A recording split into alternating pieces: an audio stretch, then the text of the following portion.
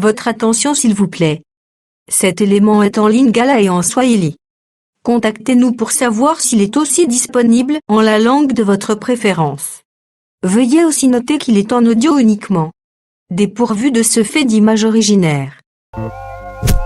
Évangileéternel.com Le site de l'Évangile éternel.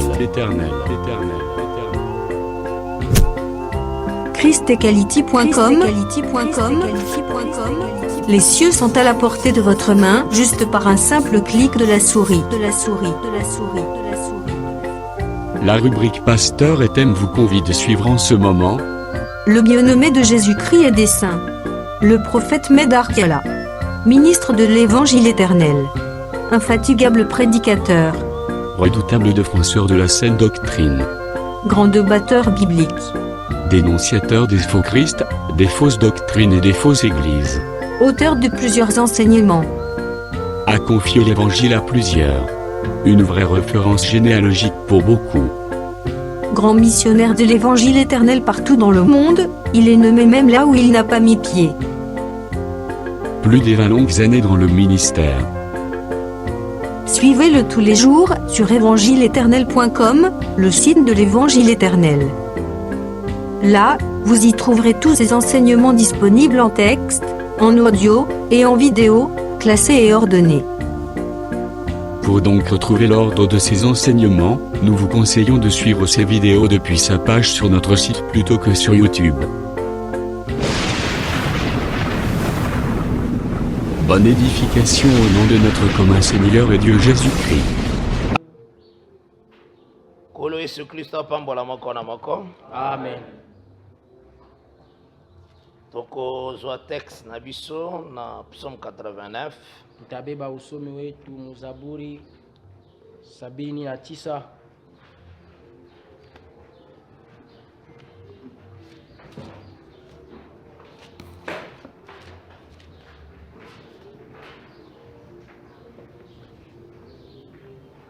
Nabandi à partir ya verset 27. Inaanza kwa kuanzia kumstari 27 Non, nabandi na verset 21 plutôt. naanzia kumstari 21. Nous lisons au Seigneur Jésus-Christ na verset 31. Amen. J'ai trouvé David mon serviteur. Nilipata Daudi mtumishi wangu, Je l'ai oint de mon huile sainte. nilimupaka kwa mafuta yangu takatifu.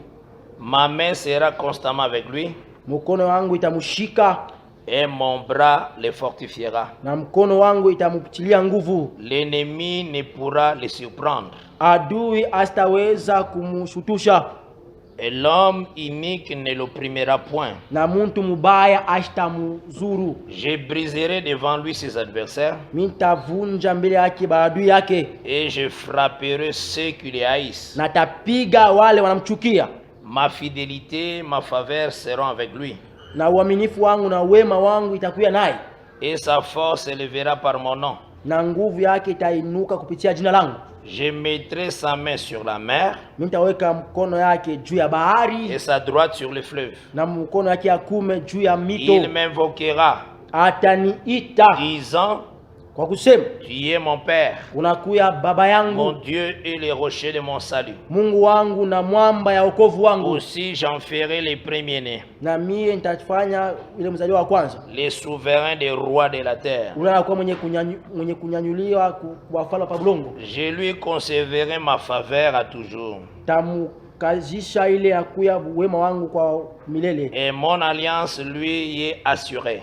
na agano yangu itakuya ya wema. Je rendrai sa postérité éternelle Mimi nitafanya uzao wake wa milele, et son trône comme les jours des cieux. na enzi yake kama masiku ya mbingu. Si ses fils abandonnent ma loi Kama watoto wake et wanaacha ne marchent amri pas yangu selon mes ordonnances, na atembee kulinganisha na maagizo yangu, s'ils violent mes statuts kama wanatokutii ku maagizo et yangu, ne gardent pas mes commandements, kama abalinde ile yakuya maamri yangu, je châtierai leurs transgressions par la verge tabapiga ile makosa yabo kupitia bakora, et leur iniquité par des plaies. na ile uovu wao kupitia mavidonda. Mais je ne lui retirerai pas ma bonté Lakini sitaondosha juu yake wema et wangu, ne lui fausserai point ma foi. na mistamukosea, Je ne violerai point mon alliance. mistaenda kinyume ya agano yangu, Et ne changerai pas ce qui est sorti de mes lèvres. na mistabadilisha ile litoka kinywani mwangu. J'ai une fois juré par ma sainteté. Niliadia mara moja kupitia utakatifu wangu, Je ne mentirai point David. mistamudanganya Daudi. Que le Seigneur a béni cette lecture. Amen.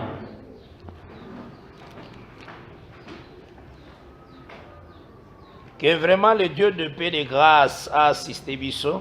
Kweli Mungu wa uwezo na wa salama atuasiste, Et mitema na biso ezondimisa kenzamba e biso. na mioyo yetu inatuhakikishia kwa kusema Mungu anatutambua. Parce que oyo nzamba yebaka tindelaka ye la parole. Ule Mungu anajuaka, anamtumiaka neno. Natalisaka batu tangu nyonso ozate oyo batu bazolobaki oza. Na ndiaka bantu kila siku na kusema hauna kile bantu wanasema unakuya. Okokutana na batu mususu na mokili. Utakutana bantu wengine mdunia. Emaso ebisa mutu moko. Eko naambia mtu mwingine. Mutu na ye wana aleki bango nyonso batu nyonso. Eko naambia sema ule mtu anga anashindia bantu bote. Ke mutazalaka te batu bazoloba. Muntu asikalai kile bantu yao unasema. Même mutazali oyo nzamba lobi. Muntu anakuya kile Mungu anasema. E yango moni Bible sengaka oyoka oyo nzamba zoloba. Njo kule unaona Bible nalombako wewe ushikie kile Bible kunasema. C'est très important. Njo inakuya ya bei. Un fils du royaume, mwana wa ufalme, a perdraka l'espérance te. ashipoteshake kiasi. Yango na livre hébreu bazobenga l'espérance comme l'encre. Donc ebende esimbaka soki ba vague za makasi esimbaka masua. Banasema kitabu ya Ibrania banaita ile kitumaini kwa kusema inakuya kama kile kintu kinabambaka bahari. Wego tindika soki mopepe makasi me ezo garder masua ezala malamu. Ile inachungaka berikebu hata mpepo inakuya je na c'est ce qu'on appelle l'espérance. Njo inakuya ile do soki moto atongi yango na kati na yete kama muntu ashijenge ndani yake, c'est que le vase mare oyo ekoya ekoemporte ye, ni kusema ile mampepo na itainuka itakubeba. Or notre espérance d'abord eza à la résurrection. Ile tumaini yetu inakuya kule kukufufuka. Nous croyons que comme Dieu a ramené Christ à la vie, vile tunaamini kusema Mungu alifufula Kristo kuuzima, nous aussi la parole de Dieu ko ramène biso à la vie pour notre enlèvement. Na shie tunaamini kusema roho wa Mungu itaturudisha kuuzima ndio twende kukunyanyuliwa. Cette espérance tangu nazana yango, ile tumaini wakati inakuya nayo, de grandes situations koko s'élever. Ata mambo ya nguvu inalamuka, mais on peut perdre pédale te. Hautapotesha, hautayumba. Okoyeba que celui qui est en toi est plus fort que celui qui est dans le monde. Utajua na kusema ule anakuya ndani yako anakuya mkubwa kushindia ule anakuya mudunia. Il faut na yo yeba boye que inabidi wewe uyue ozui grâce moko, unapata neema moya, oza dans un pays, unakuya mumuji moja hivi. Je ne parle pas de la RDC, mais si c'est muji ya Congo, mais le pays de la parole. Mimi nasema muji ya neno. Oh, le roi qui règne s'appelle la sagesse. Kule mfalme anatawala banamuita hekima. Ozomona neti roi ya Tyr alobaki quelque chose. Vile mfalme ule mfalme wa Kutira alisema kitu kimoja. L'écriture de Dieu se sont dans 2 Chroniques chapitre 2 verset 11. Andiko inasema ku mambo ya siku ya pili mstari ya Hiram roi de Tyr répondit. Ule mfalme wa Kutira akajibu. Dans un écrit qui envoya à Salomon. Anajibu kule andiko alimtumia Solomon. C'est parce que l'Éternel aime son peuple. Ninjua milele anapenda taifa yake. Qu'il t'a établi roi sur eux. Na anakuweka kama mfalme juu yao. Donc le fait d'avoir Salomon comme roi, Dieu aime son peuple. Ile kuya tuna Sulemani kama mfalme, Mungu anapenda taifa yake. Parce que Salomon, pourquoi Dieu aime son peuple? Jua nini Mungu anapenda taifa yake? Là natangi 2 Chroniques chapitre 2 verset 11. Kule nasoma mambo ya siku sura ya pili mstari ya pili mstari 11. Roi Hiram atali lolenge ya roi wa komi likolo ya Israel. Ule mfalme Hiram anangalia mnamna ule mkubwa ule mfalme wa Israeli. Dieu aime son peuple. Anasema kwa kweli Mungu anapenda taifa yake. Parce que le roi oyo azalaki établi, ule mfalme aliwekewa, azalaki capable, alikuya na uwezo ya kopesa ba serviteur quelque chose. Kwa kukaburia watumishi wake kitu kimoja hivi. Soko zui kama unabeba Na verset 15. kumustari ya 15, Et maintenant que mon Seigneur envoie à ses serviteurs kwa sasa bwana wangu atume kwa watumishi wake les froment. ile nakuya bunga ya ngano. Donc ce roi-là, Ule mfalme Salomon, mfalme Sulemani et c'est le gars de la bas serviteur, ilibidi atumie watumishi wake les froment, oh baso benga bien les ile blés, wanaita bunga ya ngano l'orge, na ile ngano ya bei ya chini l'huile na mafuta et le vin na ile kuya mvinyo. qu'il a dit. Alisema Donc c'est que ni kusema Salomon aloba Sulemani alisema kako servir bas serviteur kwa kusema atatumikia watumishi Ble, wake atabakaburia ile l'orge, bunga ngano ya bei ya chini le vin ile kuya mvinyo et l'huile. na ile kuya mafuta. Aloba. Alisema Maintenant baye ko rappeler yango na présent. banakuwa kumkumbusha mu wakati ya Et leo. Salomon envoie. Ni bakasema Sulemani Donc alobaki atume. d'abord na ce qui a été. Alisemaka kuile ilipita Maintenant bayebi dans l'aujourd'hui. na wanamwambia mshiku ya leo. Envoie ça maintenant. Asa tuma sasa. Na bien sûr comprendre. Na unaelewa. Le roi avait dit Mfalme alisemaka qu'il donnera ses serviteurs asema atapatiaka watumishi wake les blés. ila kuya bunga ya ngano. Pas seulement les blés, Hapana ngano bule. mais l'orge. Na ngano bei ya chini. Pas seulement encore Hapana l'orge, paka ngano bei ya mais chini. le vin, Na ile mvinyo l'huile na mafuta et maintenant envoie. na leo tuma. Donc d'abord la promesse du roi, Kwanza kuna kuya ile haja et ça mfalme. une promesse à ce qui a été. Ilikuya ni haja ile ilikuyaka hapo. Maintenant dans l'aujourd'hui, Mu wakati ya sasa ya leo. ici envoie cela à tes serviteurs. Wanasema tuma sasa ile kwa watumishi wako. Alors sort ta roi wana. Ile hali ya ule mfalme. Tangu azali kolo ya peuple. Wakati anakuwa juu ya taifa. En tout cas Dieu aime son peuple. Kwa kweli Mungu anapenda taifa yake. Parce que ba serviteur biloko nyonso na bazana ngo besoin poani. Juu watumishi wanahitaji ile bintu njuu ya nini? Bazana ngo besoin po bakata bois cèdre. Bana kuna besoin na hitaji bile bintu njuu bakavunje le Donc mawe. balongola ba bois cèdre na zamba. Bakakate le miti ya cedre mupori. Po ba bois cèdre tonganda. Juu ile miti ko yenge nyumba. Mais balobi roi. Bana sema mfalme. Tokoka kokata te soki yotindi blete. Hatutaweza kuvunja hii mti kama utume ngano. C'est bien sûr que tu as besoin de bois de cèdre. Kwa kweli unahitaji Mais miti. tokoka kokata biso toza ba Sio serviteur. watumishi hao utaweza kukata. Tokoka kokata te. Hataweza kukata ile Soko miti. tindi blete. Kama utume ngano bei ya yulu. Otindi orge te. Au utume ngano bei ya chini. Otindi vin te. Au utume mvinyo. Otindi huile te. Au utume mafuta. Soko tindi yango ba serviteur Kama te. utume watumishi Tokozala yako. capable te ya kozwa ba bois. Hata uko na uwezaji Kwa wa construire la kuleta maison. miti njuu yenge nyumba. Alors si quoi Salomon faut tala ce qui a été. Sasa Sulemani inabidi angalie ile Ce kuyaka. qu'il avait dit. Bila alisemaka. Et puis accomplir yango dans l'aujourd'hui. Leo aitimize muleo. Afin que ba serviteur bazala capable ya kozwa ba bois. Juu watumishi yake wako na uwezaji ya kubeba Ba mbao. construire la maison. Bakayenge ile nyumba. Or, Japo. l'orge. Ile kwa ngano. Basale la yango lipa. Bafanya na mkate. Froment. Ngano bei ya yulu. Basale la yango lipa. Bafanya mkate. Mais l'orge Ile ngano bei ya chini. ezalaka comme les pains des prophètes. Inagalaka kama mkate ya nabii. Parce que na songe Juu kule kundoto des serviteurs moko yebenemia Israël balotaki ndoto moko alotaki ndoto moko alimbolaki batumishi ambili bakule kumajale balona ndoto moya anaanza kufasilia. Moko alotaki pain d'orge. Moja aliona ile mkate ya ngano bei ya chini. Ezo rouler. Ikuna tambala. Et tout indako. Inapika kunyumba. Ndako yango ebaluki sens dessus dessous. Na nyumba ikageuka chachi inangara yulu ingara chini. Alors, ennemi mususu pe ya Israël Ule adui mwingine wa Israeli azo interpréter. anaanza Tafsiri. L'orge wana. Asa ile mkate Veut dire épée de Gédéon. inaonesha ile mpanga Gideon. Ozomona l'épée ezala aussi considéré comme une épée. Munaona mkate banaonesha kama ile mpanga. Or la parole de Dieu est une épée. Ile njapo neno la Bwana linakuwa mpanga. Est-ce que vous avez un Amen. Là, ce que tu as vu dans Juge chapitre 7. Kama unafika kusoma hiyo utaona Muamuzi 7. Donc, l'orge Ile yakuya est ngano bei chini. la loi, les psaumes et les prophètes. Inasemezeaka wanabii, mazaburi na wanabii. Mais les blés, Ile yakuya ngano bei juu. c'est l'aujourd'hui, c'est la grâce. Inakuwa ni leo, inakuwa ni neema. Donc, quand on dit que va serviteur avant ça la misala, Wakati wanasema kabla watumishi wa ezalaka te opesa serviteur blé te hapana upatie paka ngano bule na mtumishi na orge. na ile nakuya Cela veut dire bazwa écriture, ni kusema ni babebe andiko l'interprétation, na utafsiri wayo. ozola na malam, Amen. bazwa parole et alliance, Babebe ile neno ya agano. ozola na malam, Amen. bazala pe na onction ya kusala, Bakwena ile upako ya kazi. e bakozala capable ya kozwa babwa Batakuwa na uwezaji oye kotonga la maison. ile itajenga nyumba.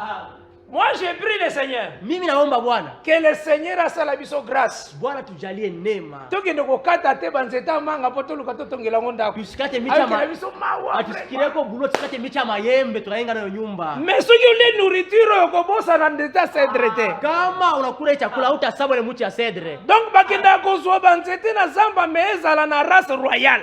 Baenda kubeba miti mponi maikuye ya mbegu ya mfalme. Donc soki yo ye dans la maison, Kama wewe unakuwa c'est nyumbani, comme ça race royale. unasema unakuya wa mbegu ya mfalme.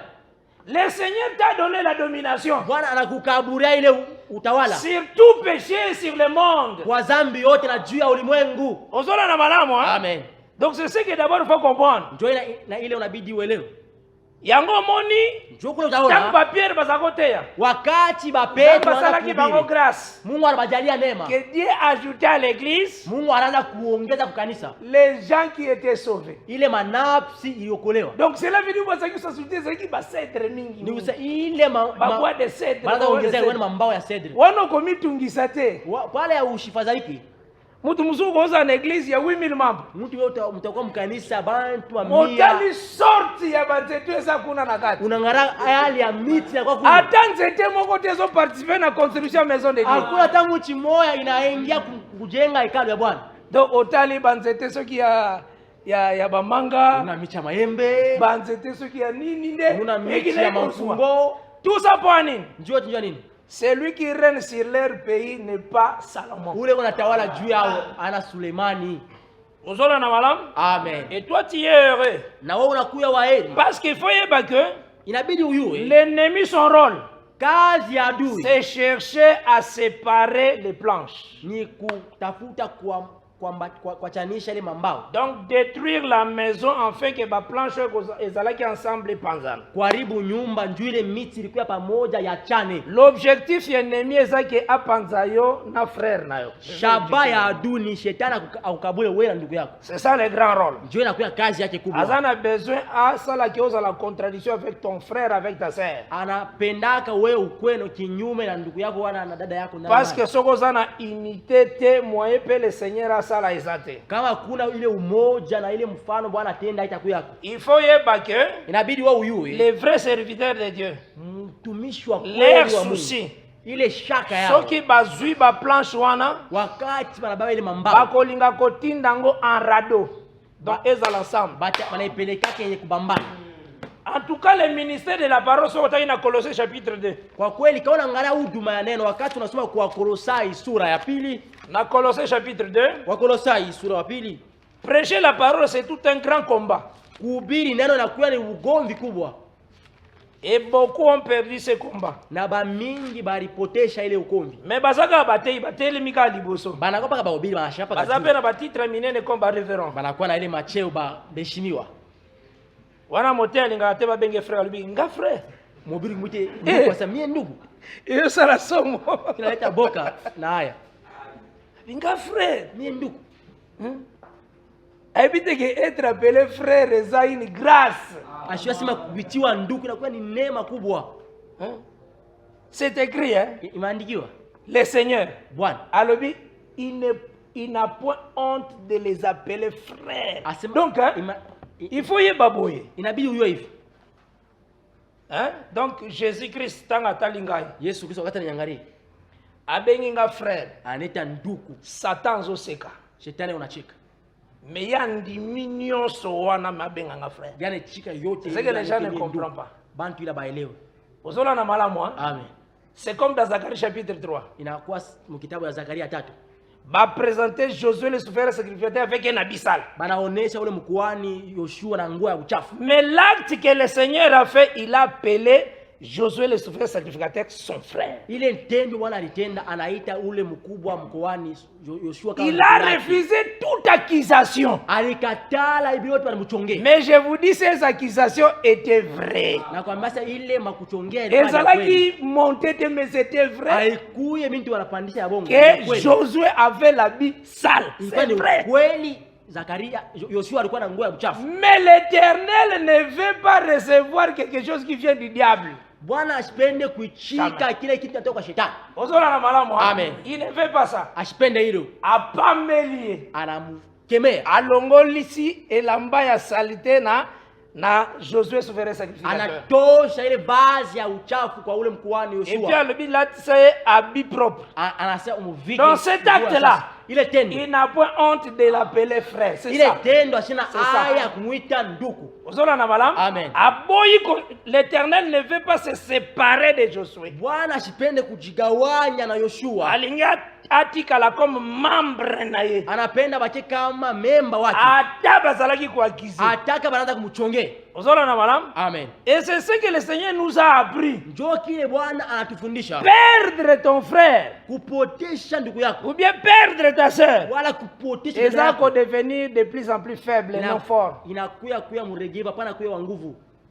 Uzokoma plus faible. Unakuya muregevu tena kabisa. Ça te uzokoma fort. Au kuya mtu wa nguvu. Uzora na malam? Amen. Il faut aimer. Inabidi kupenda. Kosala que to marcher ensemble. Kupenda tutembee pamoja. Et que yango kozala une grande victoire. Na ile itakuwa ushindi kubwa. Et nazotandisa yo que Colossiens chapitre 2. Na kwenda kuambia wa Kolosai sura ya 2. Paul azolo baboye. Paulo anasema hivi. À partir du verset 1, je veux en effet que vous sachiez asa minapenda mutambue combien est grand ngapi nakuya mkubwa le combat que je soutiens pour vous. Ile bukomvi nakuya napigana juu yenu. Je vous dis que prêcher c'est un combat. Nakwambia kwa kweli kuhubiri inakuwa ni ugomvi. C'est un grand combat. Inakuwa ni ugomvi kubwa. Mais ceux qui perdent conscience, kama unapotesha dhamiri, naboye okotikala kaka révérend. Muile mfano tunajapa kama. Parfois ko matayo moko grade mbengi architel. Utapanda tena titre sasa mnakuya archevêque. Ceux qui bishop, ceux qui archevêque, ceux qui archevêque du monde unapanda tena matitre. Mais tu as perdu le combat. Unapotesha ile bukombi. Parce que le combat est ça que l'ennemi son souci oko créer division na kati ya ba planche. Ile shaka ya ule adui inakuwa ni kukata mambao ya chane. Otiango ensemble te. Ushieke pamoja. Mais le serviteur fait tout.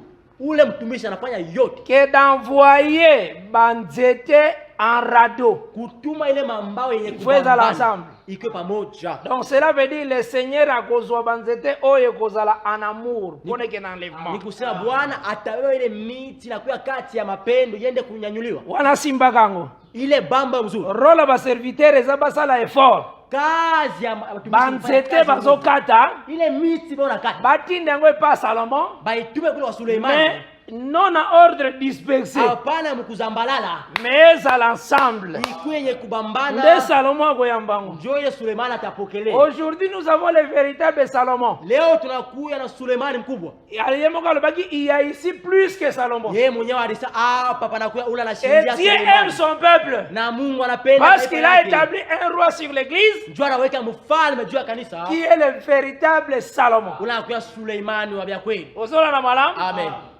Et ce que biso tokosala na ile sisi tutatenda eza koluka ko bannir la haine, ni kwenda kuvunja ile kwa chuki, ko bannir tout ce qui est contraire à la vérité, kuzambalisha na kuvunja ile akuya mais ya koluka ko élever nde la pure parole. Tutapenda tunyanyue ile kwa sauti ya kweli.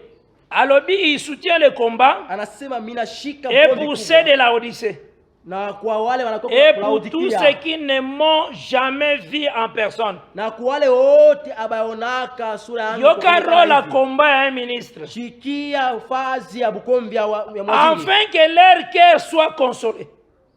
Ile mamio yabo ikuye ipate ile fariji. donc ministère eza te wana po etiaka trouble na kati ya bana nzambe Huduma inapana njia kuleta mvuruko kati ya taifa ya Bwana. ebengami po consoler. Inaitiwa njia kuleta Je ufariji. peux avoir des problèmes, Minaweza kuya na mambo. naza très dérangé, Minakuya kuna nazurushwa. mais soki naye koyoka le ministère Kama nakuwa kushikia huduma. il faut nazala consoler, Inabidi nifarijiwe.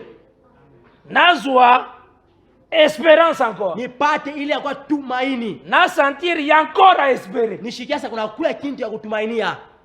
et lié étroitement ensemble dans la charité. Na waungane mumoja ndani ya mapendo. Donc rôle à ministère, Nikusema kazi ya huduma. le combat que Paul combattait, Ile bukomvi Paulo anaanza kukomba. ton église, Mkanisa. ezalaki pour le peuple bazala ensemble dans l'amour. Ilikuwa ni njoo taifa kwa pamoja C'est ndani ya ça, mapendo. faire de ces branches un radeau. Njoo ile naonesha kufanya mambo yote kwenye kubambana kinkundi. Ozola na malam, Amen. et esengeli no comprendre Inabidi na wewe utambue que ces rôles, kusema hii kazi les serviteurs bakozala capable akosala ngo, watumishi watakuwa na kazi ya kuifanya soki baza na orge na froma, kama banakuwa na ngano bei ya chini na ngano soki bei baza na huile pe na vin, na banakuwa na mafuta na soki vile wana baza na ngo te, kama bana na bile bintu c'est impossible ba créer radeau. inakuwa kigomba weke kinkunji ya mama. Ozola na malam, Amen. yango komona eza na beglise Njoo tuna makanisa mengine oyo komona ke utaona kusema 3-4 personnes bantu wawili wala watatu lokola baza bakongo bango basutanaka moteye mukongo, vile wanalaka bakabila bakongo bena teniro 6-7 personnes bangine basita wala wasaba lokola baza soki bayombe ya kuna na vile ba basutenaka bayombe na ba bayomba kule ngao banakuwa bena mushika ule mubili wa muyombe na beglise one ezalaka mule makanisa tona. frère oza ya ekolo nini Sasa unakuwa wa mkini kani soki kaka alobi kendo ndenge naza bo naza mundande ukisema hapa nakuwa mundandi ye pasa mundande alobi komitungisa te toza biso na biso usimaza hiki tunakuwa pamoja nakosute omoni pasteur akobolinga ye makasi utapotea eza mpenda saint esprit aina Roho Mtakatifu mais eza po ayebisaki ye aha mundande ni njoo alimwambia sana anakuwa mkabila yake. question batunaka mutu Ile swali wanaulizaka Mungu a-t-il reçu le Saint-Esprit lorsque tu as crié? C'est ça la sasa, question. wanaulizaka ulipokea Roho Mtakatifu wakati uliamini? Après, de quel baptême avez-vous été baptisé? Njoo kisha C'est ça la unasema question. ulipata ubatizo ya mfano gani? Et ça te frère oza ya colonie. Sasa unakuwa T'as la question moté azo wela kote ya Unakuwa wa kabila kotuna gani? mundiminana. Shikia ile shikia swali ile mubiri anauliza Wana koti pa akos. anaingiza ndio Alobi alande. moni juif. Unaona Muyuda Makilane kanga mamingi na ba. sasa damu yake ambapo na Bayuda Donc juif lingolo ba juif lingolo ba ekolo na ende. wanasema Muyuda inakuwa ni kabila yake, Mutetela. mutetela kabila yake Ekolo na wa. Ile juif. kabila yake njoo kwa Muyuda. Ndazo exhorter ki juif moni ba juif. Sasa Basimba na kama kasi una kwa wazee Bayuda kwa- barabambanaka njili bamukini moya Non, pas ça. aina hiyo. Ozola na malam. Amen. Dans l'église, Mukanisa ya Bwana ce qui prime, ile na c'est tawala le plus que Salomon. inakuwa ni ule anashinja Sulemani. Dieu aime ce peuple parce qu'il a tient lié plus que Salomon. Mungu anapenda hii taifa ndio anaweka juu ya ule anashinja Oya Sulemani. kopesa l'écriture et son interprétation. Ule ataleta andiko na utafsiri Oya wake. kopesa la puissance de Dieu. Ule ataleta uwezo wa Mungu. Oya kotia vraiment l'alliance que le peuple est en alliance. Ule ataweka agano juu taifa bako wenye kombatana. Je pense que tu as saisi malam. Amen.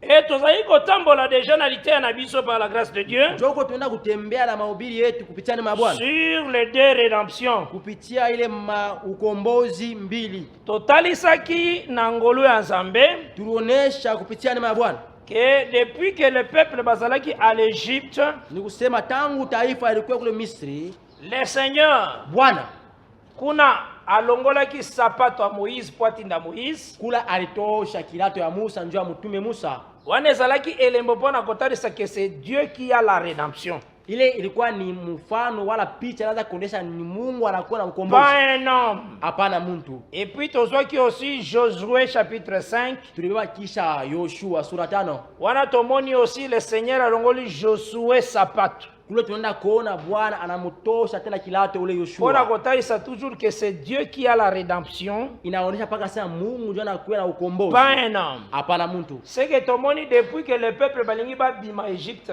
tunaona kule tangu taifa ilibidi batoke kule Misri ti bazoya kozwa territoire kufika na pale banaingia mumuji. le Seigneur alongoli batumi bale basapatu. Bwana anatosha bantu bawili viatu. Yango totalisaki ke Kule tunaenda kuonesha kusema marche ya peuple ni kusema mwenendo ya ti taifa bazwa terre ya promesse. mpaka kule batenda kubeba ile muji ya ahadi. Il y a deux rédemptions. Kuna kuya maukombozi mbili. Totalisaka eza mpona nini? Tunaonyeshaka njia ya kusema nini? Parce que Adam était mort deux fois. Juu Adam alikufa mara mbili, Esengelaki deux rachats esalema. ilibidi maukombozi mbili, maokovu mbili Adam fasike. kufaki quant à l'âme, Adam alikufa kupitia il nafsi, était séparé de Dieu. aligawanyana na Mungu. Akufaki aussi quant à la chair. Alikufa kupitia tena mwili. Yango moni quand le Seigneur azoya po asala rachat, Njoo kule unaona wakati Mungu anakuwa njia kufanya ukombozi, il faut asala deux rédemptions. inabidi afanye ukombozi mbili. Rachat ya âme Inakuwa ukombozi ya na nafsi rachat ya corps. na inakuwa ukombozi ya mwili. Et totambolaki aussi par la grâce de Dieu. Tulitembea kupitia neema ya Bwana.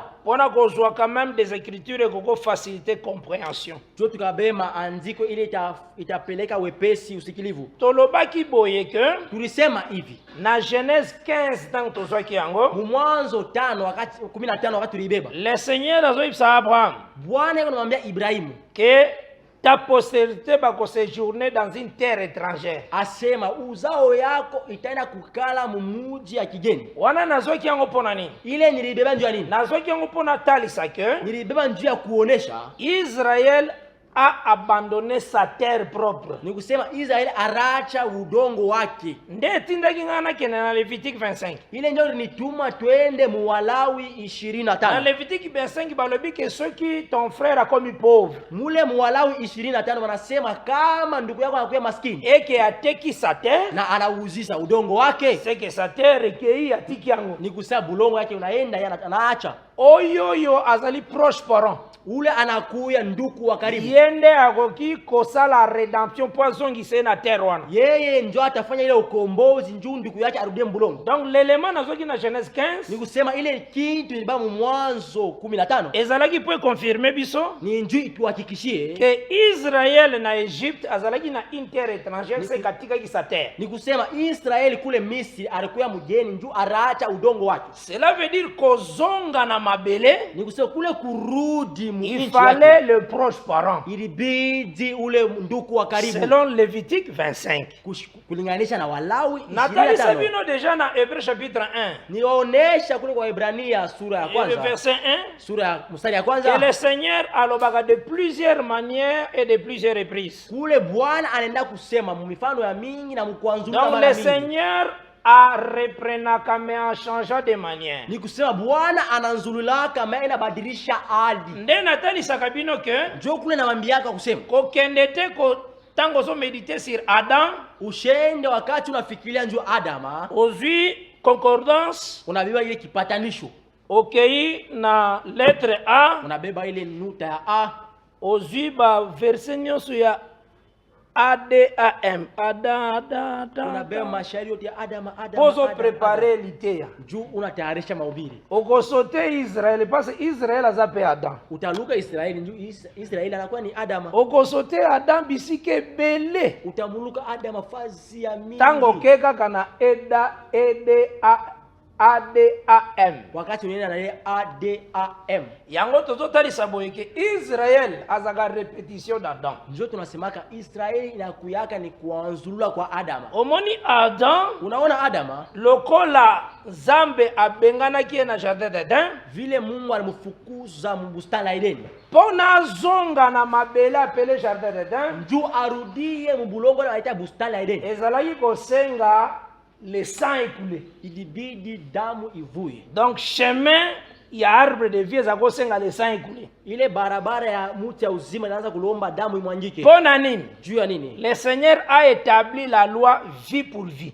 Juu Bwana reka sheria uzima kwa uzima. Et comme Adam azaki toute une fille ezalaki perdue esengelaki vie musu ezonga po ezwa place wana. Vile Adam alikuwa tu uzima moja hivi ilipoteshwa, ilibidi uzima ingine ikuye ndio Adam apate uzima. Maintenant le Seigneur azo répété Adam na kata Israël. Ndio kule Bwana anaenda kuanzurula Adam ndani ya Israeli. Azotalisa ke eko naonesha Nzambe yende atekaka Adam kota na péché. Ni Mungu alimtuma Adam aingie muzambi. Comment? Jua nini? Israël asala effort te Nzambe nde abomaka roi oyo ayebanaka na Joseph. Ozo comprendre ili kamdanga wana zo expliquer lo lenga kotisa Adam na lisumu. Kule na kufasilia mfano gani Mungu alimuingisha Adam muzambi yeye. Abomi Joseph le pharaon qui connaissait Joseph. Yenjo aliua ule farao, aliua Yosef. Alongoli anamtosha. Yende yeye peke yake. Atie pharaon qui ne nangana mitunaka. Yenjo aliweka ule farao ashiwe Yusufu. Mutu nyonso mukonzi aleka na mboka na ifwa yebaye. Muntu wote ule alipita mukini, ule mkubwa alipita mukini akinabida muyu. Et surtout kwa ozozo wa place kibokonzi unabeba fazi ya ukubwa. Oyebi evenema tu esalemaki ya mukonzi moko komone Pharaon. Nani Joseph? Uwe ile mama alipitia na mukini ya mfalme wa Yusufu. Pharaon na Nzambe nda chakaye. Ule Pharaon ni Mungu ndiye alimweka. Pe Nzambe nde asalaki ki ayeba tajo atofandisi na be explication nyonso. Mungu ndiye ataki loko asalaki tamoko boy Pharaon mokasalakawa. Kwa Pharaon moya hapa. Alotaka ndoto. Alionaka ndoto. Ndoto wana mtu mokasaki na prison nde yeko explica. Ule mtu alikuwa mgerezani. Akoyebisa en tout cas na ebiete. Kwa kweli mishi Mungu. Azokosa te. Ayebiete. Asimuyuwe. Ozuna na bala? Amen. Okokozo soki bokomaki yango na ba anal na ba mikanda. Utabeka muranjamu kitabu. Mais soki azotanga eza lokola babengi toute la révélation et pour vous comme un monde livre caché. Kama wakati on nasoma. donne à un homme qui sait lire. On dit lis donc, je ne peux pas lire. Wakati nasoma inakuwa kama kitabu cha ufunuo kile wanapatia mtu mwambie soma sasa mimi siwezi kusoma. Donc on comprendre ne tata oyeli ba archive.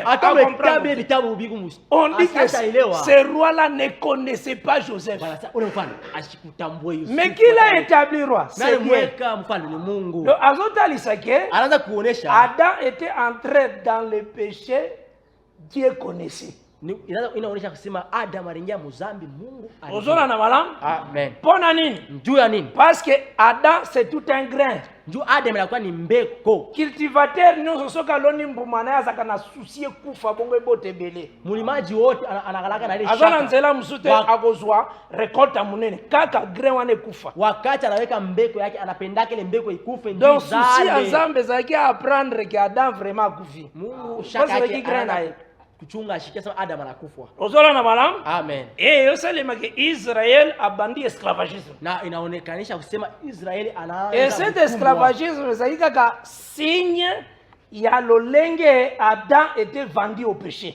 Ile butumwa ilikuwa paka alama ya kuonyesha kusema Adam anauzishwa kuzama. Mais le Seigneur esengeleki abimisa ce peuple na boumbu. Ilibidi Bwana akwa toshe ile taifa mbutumwa. Mais pour abimisa bango na boumbu, juu atoshe ile taifa mbutumwa. Esengeleki a vaincre ce qu'on appelle baburo na bango. Ilibidi aushinde ile masila yao. Donc bazaki na situation minene mibale ya makasi. Bali kuya na mambo kubwa mbili. Ba vaincre benemi bazalaki na terre, bashinde ba adui banakuwa mbulongo, pe ba briser ba verrou de fer ya Pharaon, bavunje ile milango ya byuma ya Farao. Ces deux obstacles minene, ile sortie de l'Égypte, kutoka Misri, chasser les ennemis na terre ya promesse, kufukusha bale ba adui mu inchi ya adi, demander des rédemptions. Inaanza kulomba ukombozi mbili. Alors le Seigneur a déshabillé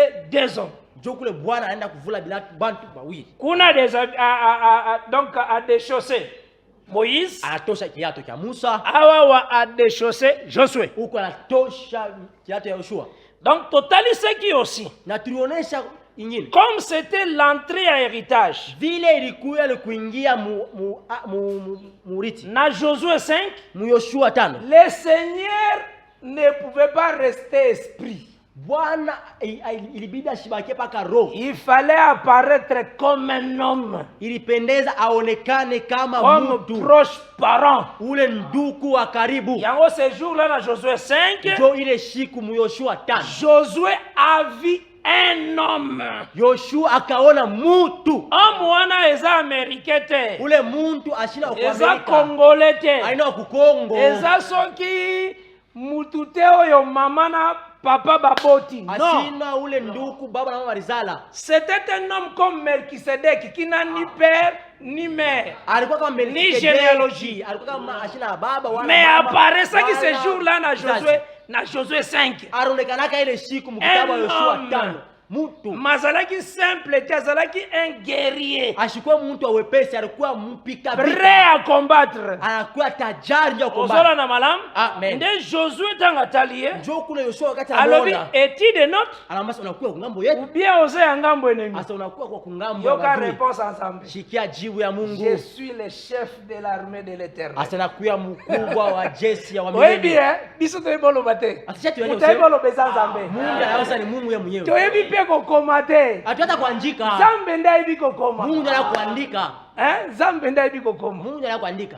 Ye pe nde ayebi kotanga. Yeye ndiye anataka kusoma. Il faut kozongisela lokumu nyonso. Inabidi kumrudishia utukufu yote. Biso ezaka tokita ya mata. Inabidi sisi tushuke hapa. Donc tobunga vraiment ya mona. Tupotee yeye aonekane. C'est ça notre mission. Njoo inakuya kazi Que kombo yetu. na ye moko s'élever. Jina yake peke yake nyanyuliwe. Atalisi en réalité Josué. Anaonesha kwa ukweli Yoshua. Yote ndio kobunda pona benemi obakendi. Aina wewe utakombana njuu hii badui wa kidini. Eza ngai nde na ye na travail comme un soldat. Ini mimi nakuwa na kazi kama askari. Pour qu'enfin kapesa héritage. Juu alifike mkureta ile urithi. Alors yango nde totalisaki ke il était apparu comme proche parent. Kule tunaoneshaka alikuwa kama nduku wa karibu. Mais tant que tozotala maintenant c'est ce qui sera. Kama tunaangalia kwa ile itakuia. Parce qu'un bon serviteur, il faut vraiment Salomon pesa ye froment na orge. Njoo mtumishi wa kweli na bidi Sulemana mkavulie ngano bea chini. Soko lobeli orge faut que na froment. Kama sema ngano bea chini inabidi useme Mais ngano l'idée bea na chini. yo pe fweza na 20. Oui, il pas présent. Na mafuta iko pale na vinyo. Wana koza na facilité ya kupresenter barado. Kule utakuwa na uwezaji ya kuonesha Koza na ile facilité ya kunja kukata nde mamao. ba cedre ukata banzita manga te. Utakuwa na ule uwezaji kukata miti ya cedre hapana miti ya Onzeta manga yembe. kotonga ndako nzambe te. Ile miti ya yembe haija ingaka nyumba ya Mungu. Ozola ono onzeta nkamba isante kamba nzeta ya bois noir. Asa Te nzeta bois noir te. Kamba ni mti ya moshi hapana, mti ya Cèdre nde bazane besoin pour la maison de Dieu. unahitaji mti ya cedre njuu ya nyumba. Na Cypre aussi. Et ça toujours Na ile Cypre wanaonesha. la même chose dans Cantique de Cantique chapitre 1. Inaoneshaka kitu kimoja mule nyimbo ya Solomon. Na okota kuna te. Mr. Ndakule. Donc c'est que na kati na yango parce que Cypre sala ki likamba fondement. Njoo Cypre inaoneshaka mambo ya msingi. Yango nde lambrizaka la maison. Njoo ile inafanyaka inajaza Donc nyumba. oye edaka ton visage ezala éclairé c'est le Cypre. Inafanyaka ile sura yako ya ngai inakuwa Soki na ni keso Cypre. kuna na kwa kende mulai mingi kotasa lokola Moïse autaki devant le Seigneur tango aye le Seigneur a présenté le Cypre.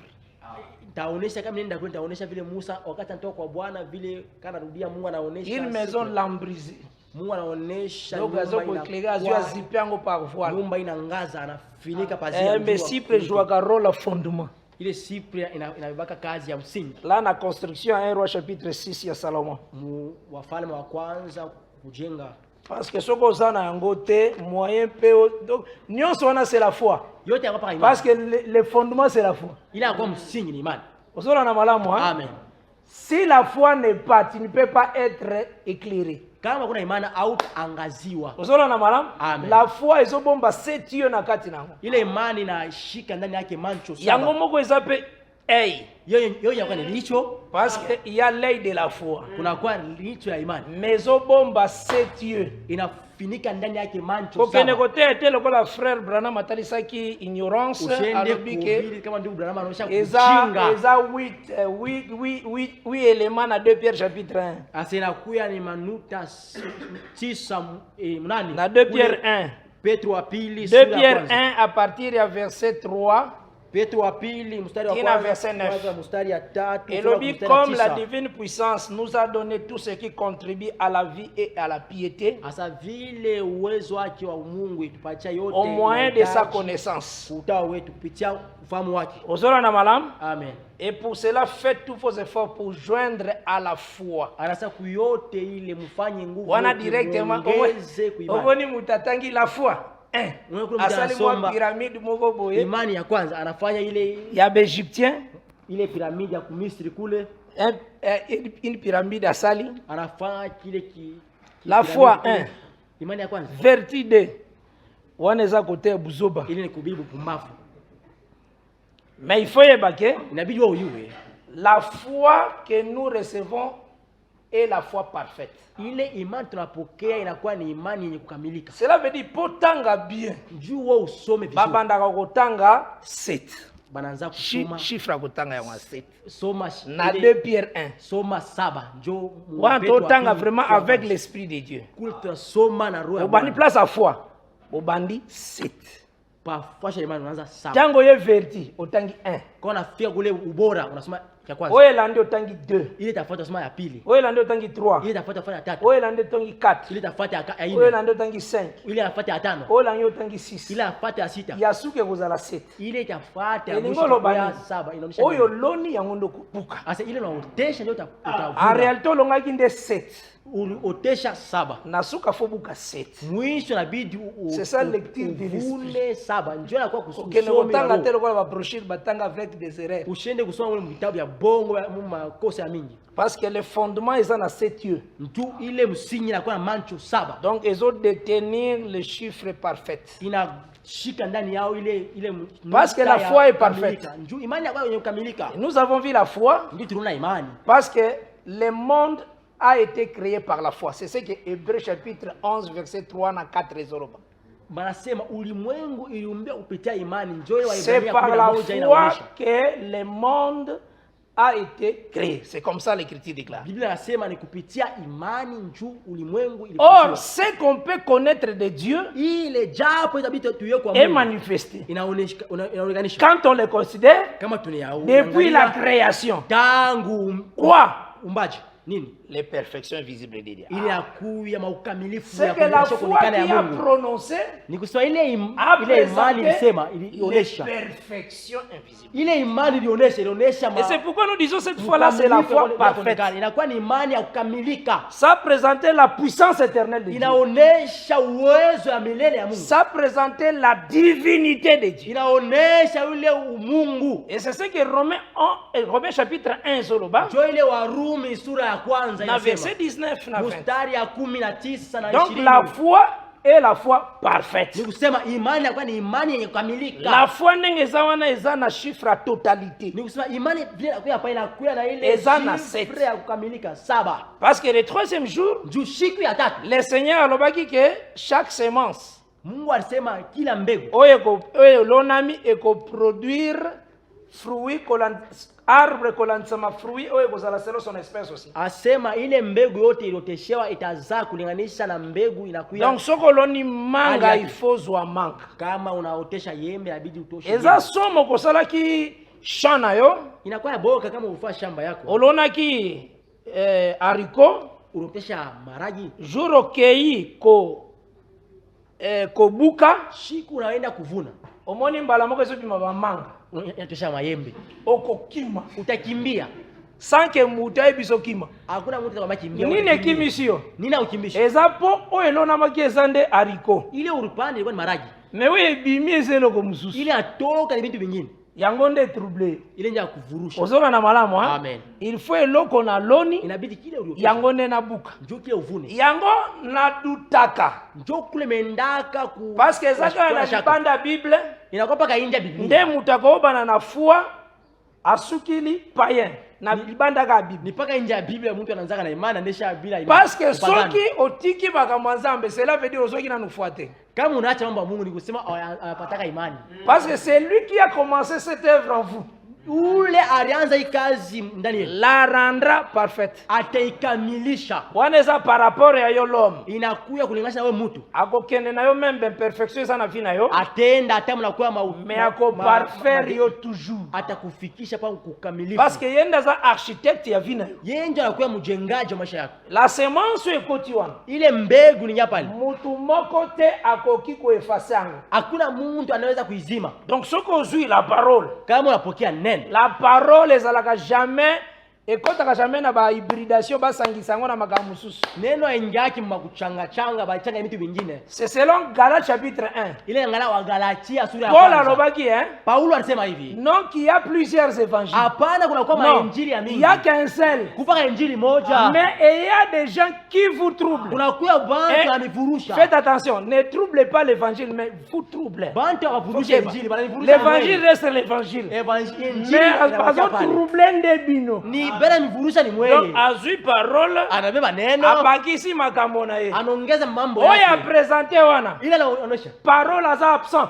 Neno shida kwa ta. Ozala na bala. Amen. Na koyeko zo moi penser. Mimi tabata wazo moja hivi. Lokola Jacob ayebisaki Levi na Simeon. Vile Yakobo alimwambia na kokota tena assemblée na bino. Asemi stenja mwekalu yenu mule. Ozala na bala moi. Amen. Assemblée on ezaki la mort de la gloire. Ile mkutano ya kwani. Ozala na bala cette assemblée. Amen. Yoka Jésus-Christ aotuna. Comme Levi na Simeon. Mon père, pourquoi m'as-tu abandonné? Baba, njoo niacha. Azoib ça ce corps là. Ela mbele mwili. Eso tangaki Genèse 49 te. Au kusoma mwanzo 49. Kena kwa abandonner assemblée wana. Asamita acha hii hekalu. Parce que assemblée wana yeye ko circoncire. Toko takura. Ati ni yakuleta. C'est une assemblée qui a été abandonnée. Inakuwa ni mkutano ile baliacha. Ozola na malamu. Amen. Mais nasuka ba parole na ye. Mwisha misemo yake. Jacob bénit chacun selon sa bénédiction. C'était donc le fait que Jacob a fui cette assemblée, c'est une aussi bénédiction. Vile Yakobo alikimbia ile mkutano inakuwa ni baraka. Oui. Donc quand on est mon père, pourquoi m'as-tu abandonné dans l'œuvre de la croix? Akena ya kimbi cette assemblée. Parce que c'est assemblée moko matata. Ilikuwa ni makutano moja matata. Assemblée ngo Ezekiel ambona. Ile makutano Ezekiel aliona. Ezekiel tanga na captivité. Wakati Ezekiel kwa ule kutumwa. Nzamba memiyeti na Jerusalem. Bwana mbeba mpaka kwa Yerusalemu. Azomona ba sacrifice, chaque sacrificateur. Eko na mkuani. Azoyane keko na ye na temple. Ena kuwa na sanamu yake kuikano. Aliko chiki kona na. Alaka kupana. Awasala ina assemblée. Baya fanya makutano. Huyu mbiki ngaza msusu. Mwingine ayapende kiko na. Bwana anakuwa na sanamu yake. Pamonyoso. Bote. Ezekiel azomona. Ezekiel naona. Le Seigneur fils de l'homme, tu vois. Asa mwana watu naona. Tala cette assemblée izo sala makuna. Angalia ile hekalu inapashia. Izo sala manatamba. Inapashia mwikalo. Sasa continue Ezekiel, qu'est-ce que c'est le magi? Umuulize Ezekiel sasa nini fashia kule? La gloire de Dieu abandonnée cette assemblée. Asema utukufu wa Mungu ilaacha hekalu. Ozola na malam? Amen. L'écriture résume c'est biso que le corps de Christ est comme qui péché. Andika utembea mwili ya Kristo ulikuwa dhambi. Donc le Seigneur a memaki nyonso ya mabe. Bwana alibeba yote akuya mbaya. Mais c'était uniquement pour la circoncision. Ilikuwa tu njia ya kutairiwa. Ezalaki uniquement pongana yo tozwa vie. Ilikuwa tu we njue na mitupate uzima. Donc c'est une grâce. Inakuya neema. Il faut na yondi misamba que non Dieu t'aime. Inabidi na wewe uchicha kusema Mungu anakupenda. Parce que sala makambo nyonso njuu anafanya mambo yote avant yoya. Kabla wewe ukuyeko. C'est comme sala agneau avant Adam salam. Alifanya mwana kondoo kabla Adam afansiwe. Ti azo sala babibwele. Anafanshia ile ba. Asala nyama. Anafa nyama. Ayebi ke na kosala après na kosala ka mutu. Anasa baadaye itafanya mtu. Tana kosala ye wakati amfanya ule mtu. Ako résister ka 7 jours. Atekala tupa mashiku 7. Parce que Adam tosa Adam atosa kinde 7 jours. Alitima siku 7. Et c'est comme Pierre. Inakuwa kama Petro. Tangu bagangaki na masuwa fatom. Wakati anambereke mwasema le Seigneur le dit que rassurez-vous bien que c'est moi. Bwana mbasa Petro hakikishwa ni mie Bwana. Ah mais si c'est toi ordonne que je marche. Asema kama ni wewe ruhusu na mimi nitembee. Bwana mutanga zo kansa Pierre. Omone etangeli. Kama mtu anasema ni Pierre, Petro. Place wana zande Adam. Kwa hiyo ni Adam. Amen. Kotambola na ye eza Adam ki obéi. Kutembea kwake anakuwa ni Adam anabii, anatii. Metanga bandi kozinda, c'est la désobéissance d'Adam. Inakuwa ni kutokutii Adam. Mais le Seigneur akoya kosekurie par sa main. Ni Bwana atakuya kumsaidia kutia mkono wake. Atambola, ni kusema alitembea jo wakati anaanza Donc kuingia Adam atosaka. ni usa Adam 7 aliseti jours. mashiku 7 8e jour azingi. siku ya 7 Nde anaanza kuingia loboko ya maji Nzambe yuko parcourir le juu jardin. mkono ya Bwana inaanza kuzunguka bustani Po esalela ye elamba elatisa ye. juu mfanshie nguo na imuvike Donc c'est quelque chose ya grâce toujours. inakuwa kintu ya neema. Est-ce que na malamu? Amen. Donc c'est que na kati na yo, Ni kusema ndani yako il faut na yo comprendre inabidi na wewe uelewe que ces choses nengi totalisaki, hivi vitu vinavionyesha que c'est le Seigneur nde azuya kosala la rédemption. inakuwa ni Bwana anakuwa kufanya ile ukombozi. Et Hébreu 4 Waebrania ezotalisa biso boye que inatuonesha hivi. craignons donc, Sasa tuongope car la promesse d'entrer dans son repos subsiste encore. ile ahadi ya kuingia mapumziko inakuya inaishi mpaka leo. Balobi mututa mona neti kaye na retard. Anasema haifai mtu aona sana kuya nyuma, Car la parole ezalaki annoncée aussi bien qu'à eux. neno hiyo ilibatangazia nabo Et pas na bango etrouvaki la foi te. wabo kula alikute imani. Frère, Sikia hata wewe etrouvaki la foi te zande Nzambe nda boyaki ke foi eza na mutema na bango. asa ikute imani, ndio ni Mungu alikatala imani kwenda ndani. Ezo trouver foi na kati na yo po Nzambe abongisaki yo na foi avant obotama.